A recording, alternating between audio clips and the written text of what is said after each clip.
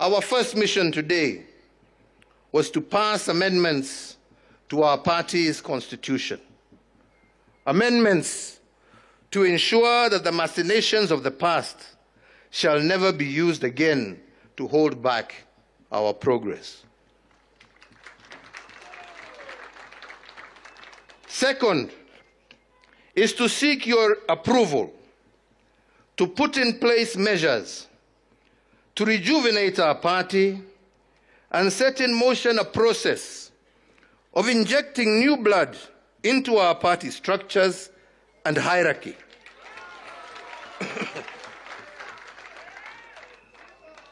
Men and women, especially the young, and when I say the young, I am not just saying young in body, we also want young in mind and spirit.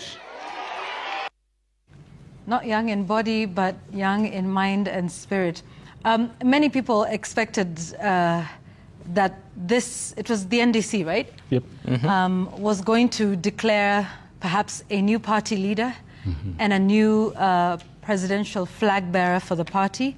It just went, they fell slightly short of that with respect to that. And the reason we're talking about this one now is because there's been a lot that was happening with the so-called opposition parties, right? Like we heard before, those ones that style themselves as opposition.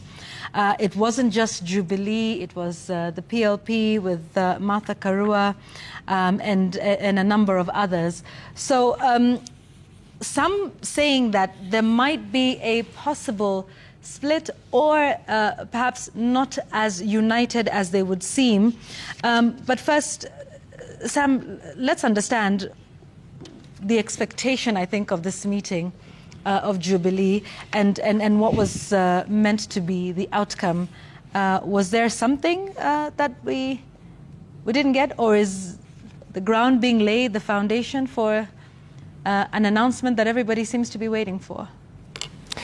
I think a few significant things happened quietly during that meeting. And we'll be listening to what former Interior Cabinet Secretary had said early in the year about his place in the United Opposition. Because when we spoke to him, he was saying that he didn't have a political party then. That is the time that he was declaring his bid for the presidency in 2027. And he said a lot of parties were quoting him. They were reaching out to him. And I particularly asked him about what the Jubilee Party Secretary General, Jeremiah Kioni, had said when it comes to the question of, because he had said, Jeremiah Kioni had already said that he wants that Matiang'i runs on a Jubilee ticket. So at the time he was saying that a lot of parties are interested in him. He will be considering to see which party he joins. But on that day when you see him now appearing at that NDC, special NDC, a National Delegates Conference is a conference of people who are primarily members of the Jubilee Party. He appears there, sitting side by side with the party leader, Uhuru Kenyatta, of course dressed in red, at least for the shirt. So that's very telling on what exactly is the direction, the sentiments of former President Uhuru Kenyatta on how he's going to even steer the nominations, ensuring that every person from whichever region is able to take part in the nominations and have a fair chance to win, that there is not going to be a regional political party. It is pretty telling. And I want us to listen to former Interior Cabinet Secretary 3.5 when he's talking about where he is when it comes to question of the United Opposition. Watch. I am not working by myself. Yep. Let's begin. I'm not working. I don't know where you're going with this, but I'm not working by myself.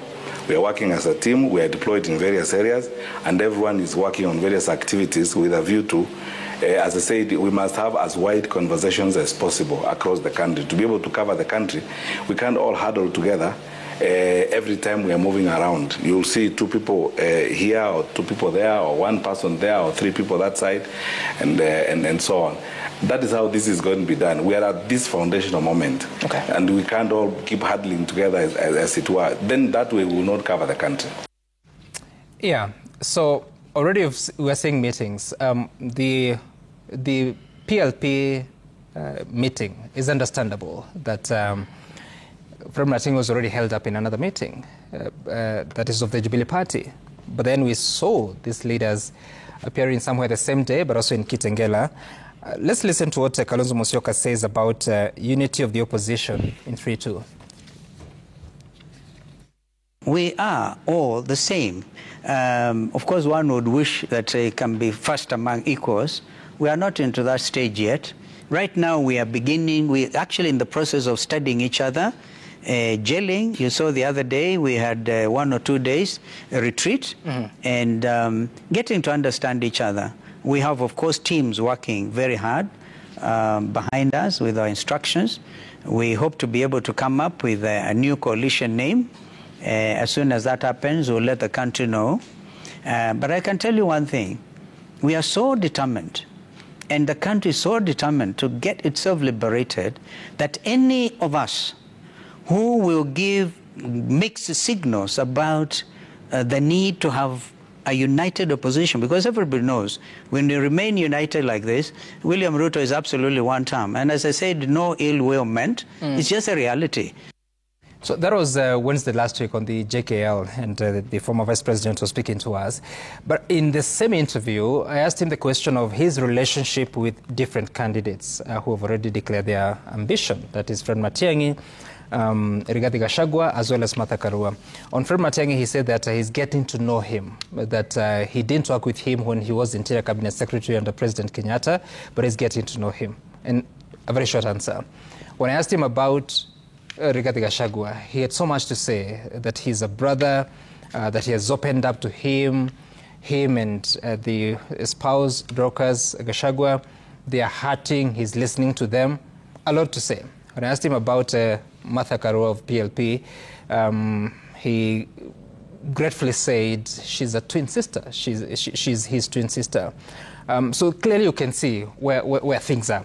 But let me say something about the challenges that the united opposition might face moving forward.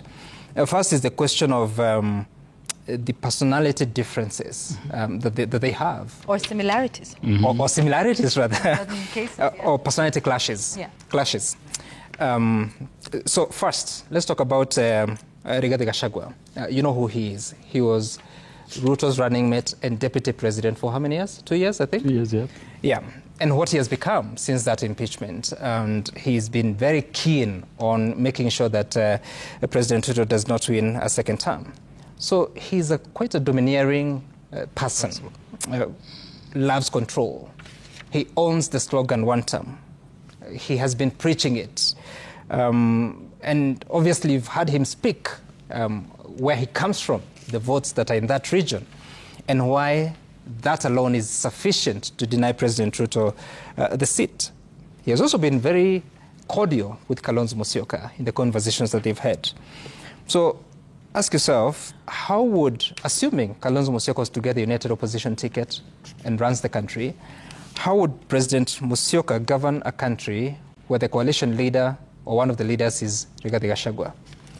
The second person to talk about is Kalonzo Musyoka. Perhaps one of the few gentlemen in politics that you know.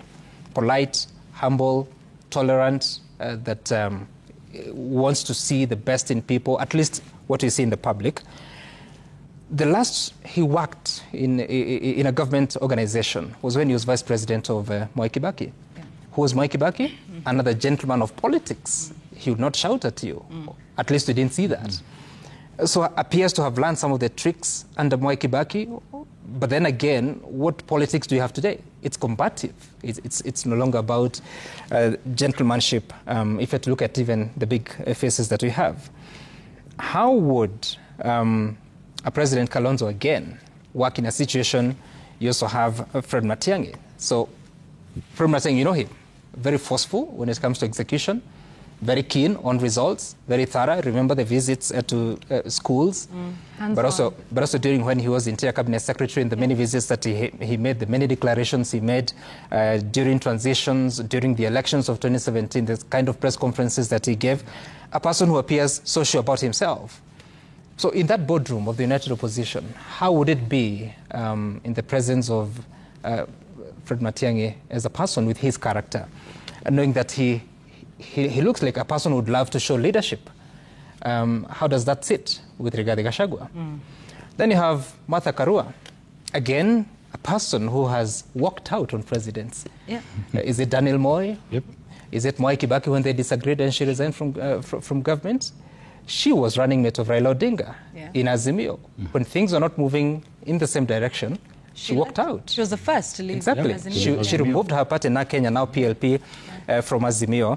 So you can see the character of the personality of these leaders. Sure about themselves. I don't know if it's correct to say almost radical in terms of their judgment and the actions that they can take. So there's a blend of different personalities. The final point I want to make is, as all this is happening, previous coalitions have succeeded because there was an outright leader from the start. When Mwai Kibaki was leading NAK, National Alliance of Kenya, him, Ngilu, and Kijana Wamalwa, there was a sure leader. Yeah. When they came together with LDP, there was a sure leader in Raila Odinga. When they formed a coalition, the leadership was Mwai Kibaki and Raila Odinga. If you had to look at the coalition of Jubilee in 2013, or 2012-2013, TNA-URP, there was a sure leader in Uhuru Kenyatta. Come 2022 rather, the coalition of Kenya Kwanza, there is William Ruto, there is Musalia Mudavadi, there is Moses Wetangula. There was only one person who could not run as a deputy president, that is William Ruto. He was the sure leader of Kenya Kwanza coalition under the UDA, which was the biggest party among the three. He became the candidate and outrightly the president. Today, in the United Opposition, who's the sure leader? On that, I want us to listen, because there was something interesting that happened on Friday, right? The National Delegates Conference of Jubilee, on one hand, at which Sami rightfully pointed out Fred Matiang'i was seated there, dressed in party colors. But on the other hand was Martha Karua, who's the party leader of PLP. And before I get into the optics, this was her declaring her interest in running for president in 2027. One people, one purpose, one term. Na ndivyo wengine wasifikirie one term ni matusi. I stand before you to tell you that we must demystify power. In Kenya, in East Africa, and in Africa, people get to power and they refuse to leave power. Martha Karua, yours truly, is seeking a single term, one term. I believe that in 5 years it is possible to lay a foundation. Nobody will ever finish the job of making Kenya prosperous. You lay a foundation and you wait for the next team to come and further that. So I want to... So she wasn't there alone. I want us to listen to now members of the United Opposition, some of them, or all of them, save for one, who are saying they will stick together. And there's a reason that this is significant. Watch. We will subordinate our ambitions to the interests of Kenyans. We shall make whatever sacrifices necessary for this country to make sure, under whatever circumstances, we have one presidential candidate to face William Ruto. Safari ikianza, basi hatuna budi ila na sisi tuamue kwa kauli moja kwamba kamwe hatutarudi nyuma. Our presence here is testament that we are here for the long haul. Sisi tumeamua tutatembea pamoja vile mmetuona hapa hadi mwisho, hadi tuhakikishe one term has happened. All right, so you notice all the leaders who are present at the PLP National Delegates Conference, and how all of them were vowing to work together. One of them was not there, was in a different place. And July 1, when he said to you, that's Dr. Fred Matiang'i, that, I don't know where you get this impression, we're working together. But granted, it's politics, and things move and things move fast. But there was also something, I think it was in that soundbite that we played earlier, when former President Uhuru Kenyatta was talking about them fielding candidates, it was interesting what he said, that they will field the best possible candidates for all elective positions. It was the last sentence where he said, we shall either do this on our own, or we shall do this in concert with like-minded politicians or political movements. Now, that's an interesting statement to hear from him at a forum where you have Dr. Fred Matiang'i, either on our own or those with like-minded, whilst on the other side, they're all singing the song of unity, and they're singing the same song, and they're singing the same chorus. So people starting to wonder, what's happening here? Moja amejitenga, wengine wako pamoja. Some are saying either on our own or together with others. The others are clearly stating we're together, sticking together, and, there will be no ego contest and that sort of thing.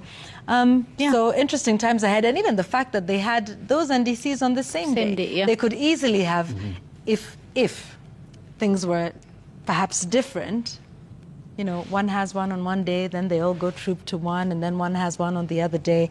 But I found that fairly interesting. And they have been at events, all of them together, previous to this. And we've seen them meeting informally and having a cup of tea, and we see pictures being released afterwards after their meeting, all of them together. But even for President William Ruto, the ideal would be a not so united opposition. If they're separating, if Matiang'i ako peke yake na wengine ako pamoja, I mean, those are some votes ambazo zimegawanya, because ultimately, Yvonne, they're going to ask each other, so what are you bringing to the table? Our politics is tribal. So someone will come and say, well, from my region, mina leta kura 3 million. And the question would be, are each of these leaders the kingpins in their areas where they come from? Are you going to say that in Central it's Rigathi Gachagua who is the kingpin, and he'll say, niko na kura zangu 4 million I'm bringing to the table, Kalonzo Musyoka in Ukambani? Are we going to say the same about Eugene Wamalwa in Western? Are we going to say the same about Matiang'i if he is the person who will bring the votes from Kisii? Because ultimately, Yvonne, that's what will matter. What are you bringing to the table? And then ultimately, if they do end up together, who will end up being the flag bearer? That could be one of the considerations. It's important to see how these by-elections play out, especially in those places where there are contests. In Bere, for instance, Kule Western is another one. We want to see who wins, who the people pick and vote for. And as I finish, Yvonne, I think they all need to watch carefully what is going on with the registration of voters that is happening now and how low those numbers are. I know it's just 4 days in, and Kenya's tunakwaga lastminute.com, things may change. But I found it very interesting, the comments of one young man who said, raundi hii nimesema siwezi kupiga kura kwa sababu hakuna kitu itanisaidia, na naambia Gen Z wenzangu tusipige kura, with our silence wanaweza kutusikia. That was a young man from Bomet. And if they had gone to the university, because there was an event today at Pan University that IEBC had organized, and they said, numbers za leo za kuridhisha tumesajili karibu watu 70 people, and they're like, these are good numbers.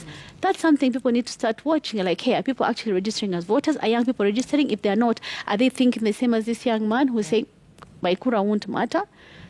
I think it's something that needs to be watched carefully. Yeah, just I wanted to buttress your point about the strategy of a divided opposition. They seem to be thinking that as well. Let's listen to Rigathi Gachagua, the former deputy president and the former attorney general, on what they term a plan to divide the opposition. If you see any of us akiteleza, huyo mjue ni nani? Msaliti. William Ruto knows his goose is cooked, and he has embarked on a very serious scheme to divide the opposition. Be alert. You'll see the next several days the kind of schemes he is having. But if you want the surest, perhaps, hint that things are not well, that you have Jubilee on one side and members of the United Opposition on the other. I want you to listen to Jeremiah Kioni. He was speaking on Hot 96 on a show that's hosted by Emmanuel Tor on Sunday evenings. Just listen to this claim now about impeached former Deputy President Rigathi Gachagua. So when you are dealing about these things, wacha si tupebe hiyo mnaita red wheelbarrow. So you're saying Gachagua and Ruto are working together? He said it himself. And I'll give you the date and I'll give you the hour. When was it? I'll give you the date and the hour. Immediately I leave this place. Born in Meadika. Right, so he was speaking once again on Hot 96. That show is called Checkmate, by the way. It's hosted by Emmanuel Tor. It's a very good show. Sundays at 7 p.m. From 6 p.m. 6 p.m. Yes. Allow me to plug. I just had to do that. Very nice young man doing a great show there. So if you also want some insights there, you can carry on. Sorry. Shameless plug to the side, Jay. I think it's easier said than done that the opposition will unite, especially at this point. And what Jeremiah Kioni says is a factor that drove all those gentlemen and women into making those statements they made on Friday. While Uhuru Kenyatta and Fred Matiang'i were somewhere on Ngong Road, they were the historic Ufungamano Hall, declaring and nearly swearing that they'll stick to each other. Yeah. But you realize that all this heightened "we will stick together" statement comes as soon as Uhuru Kenyatta emerges once again. And why is that? It's simply because Fred Matiang'i on his own on that table doesn't really amount to anything politically. Because like Rigathi Gachagua initially indicated when he announced his bid, he asked, he must demonstrate and show us what he is bringing in from his backyard. And you'd want to ask, like Jamila says, that our politics is largely tribal and there's always that tribal king that says, I bring these guys on the table.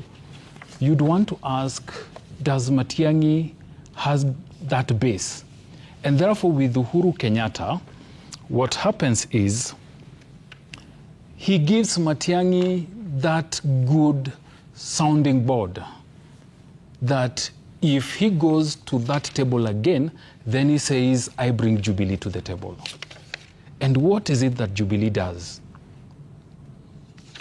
to Rigathi Gachagua, especially in Mount Kenya region? And Monica, if you could just play 3.4 when the former president speaks about regional and tribal politics. Mambo hii ya kusema ati chama hii ni ya upande hii, chama ni ya upande hii, chama ni ya upande hii. La, wacha tuwe na national parties ambazo zinaunganishwa kwa sababu ya sera, lakini sio kwa sababu ya pahali ambapo zimetoka. Haja ni nyinyi mjue ya kwamba huyo mmechagua ni mtu ambaye atajitolea kutendea Wakenya wote pahali popote walipo kwa haki, bila kupora na bila kutenga mtu yeyote. That is the only thing that is important. And you realize that the conversations before have always been centered around Rigathi Gachagua taking claims to being the Mount Kenya kingpin. And then with now the arrival of Uhuru Kenyatta, then that kingpinship of his stares at a divided region, and therefore he cannot go to the table with his, I have 7 million backing me. Yeah. So all these talks about we must remain united and whoever is not doing what we want is being used by William Ruto is simply saying, there's a guy who is showing up. He's not been with us, but he's also coming up with another guy. Let's be very careful with them. Yeah. And that is why Rigathi Gachagua says William Ruto is behind all these things. Because remember, there's also Moses Kuria in the mountain that seems to be unsettling him every other day. If you look at the grand scheme of things, his party ought to have made a mark going into these by-elections. And what do we see? People pulling out. It's being scattered. Yeah. Yet, even the simple test of the IBC clearance is yet to be done. Yeah. So, Rigathi Gachagua will insist that we must stick together so that they lock out Uhuru Kenyatta and his teammate, Fred Matiang'i, when they finally decide to join together. For the simple reason that he needs a say on that table, and based on the descriptions that Sam gave, he wants to have a say. Uhuru Kenyatta, Rigathi Gachagua, same team, nah.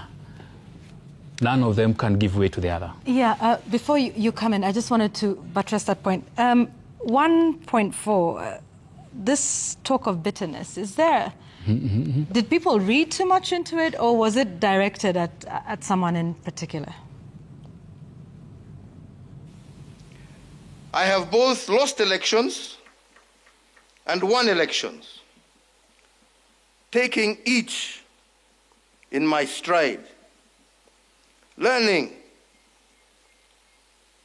that in politics you can never be led by bitterness, anger, or hate. That only deviates you from your mission and vision. Look, Yvonne, there's only one motivation for the opposition to remain united. They all say one term. And they've made that really, really clear.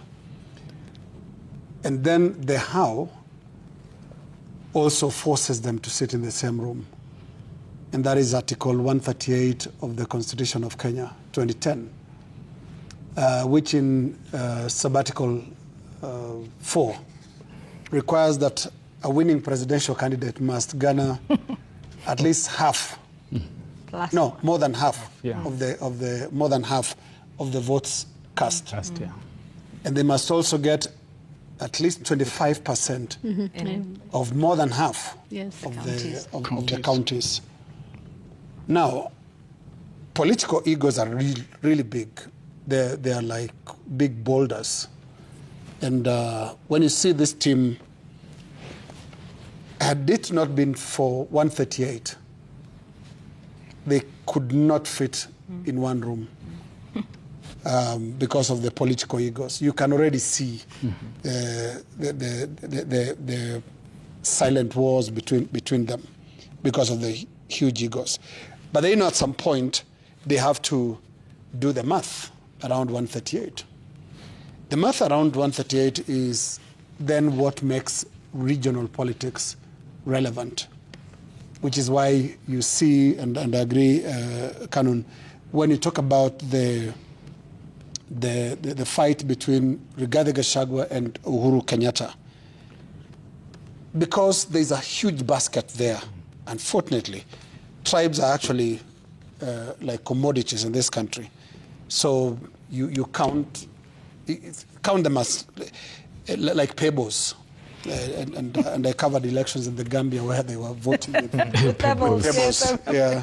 That's how you see it. You have 6-7 million pebbles from this region, which is why the fight between the silent war between Uhuru Kenyatta and Rigathi Gachagua is big. And I just want us to go back to Sam Gituku's interaction with Rigathi Gachagua some time back on this specific issue of relations with the former president.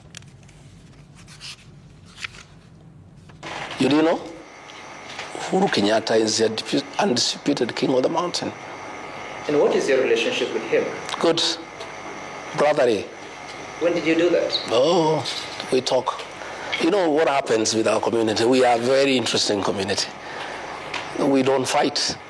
We fight very rarely. And when we do, when we realize we fought without a good reason, we patch up. We fought. Oh, yeah. How many months ago? We've been, when we realized we made a mistake, I'm the one who made the first move of reaching out and apologizing because really we were unfair to Uhuru Kenyatta. This was the last interview as deputy president, wasn't it? Yep. Yeah. And then after that there was the impeachment. You could tell he was trying to reach out because things were already bad for him. quite bad with the current president, and so he was trying to reach out, and we are seeing a bit of that happening even now. He later claimed that he had met people that were close to the former president. But all in all, this will be a very interesting relationship to watch going forward. For one reason, the battle for regional supremacy, especially in Mount Kenya, is usually a very, very epic one. So epic that it actually cost the opposition the election of 1992. There were two strong candidates from Mount Kenya region. In former President Mwai Kibaki, who was then the leader of DP party, and in former transport minister, former sports minister, former party leader of Ford Asili, Kenneth Stanley Njindo Matiba, who was very, very popular, having rebelled against his former boss, President Moi. And they both went to the ballot purely because of egos that they had. If you combine the votes of Matiba and Mwai Kibaki, they were sufficient to send President Moi home. Those days we didn't have the 50+1 rule, and it was a simple majority. They joined opposition, which also included Jaramogi Oginga Odinga, and there were about 8 candidates that time, including John Harun Mwau. They all joined. Chibule Watsuma was there. Chibule Watsuma was there as well. Mukaru Nganga was there. It was a big list. They joined. The total number of votes from the opposition was actually 3 times more than what President Moi had. Now there's a constitutional requirement that whoever is elected president must cross the half+1 mark. And that's the only reason these politicians will work together. So the one thing that we know about Mount Kenya politics, which now has 2 players in Uhuru Kenyatta and Rigathi Gachagua, is the knives are long. And Uhuru Kenyatta is actually walking with one in his back. He went to Mount Kenya in the last election to support Raila Odinga.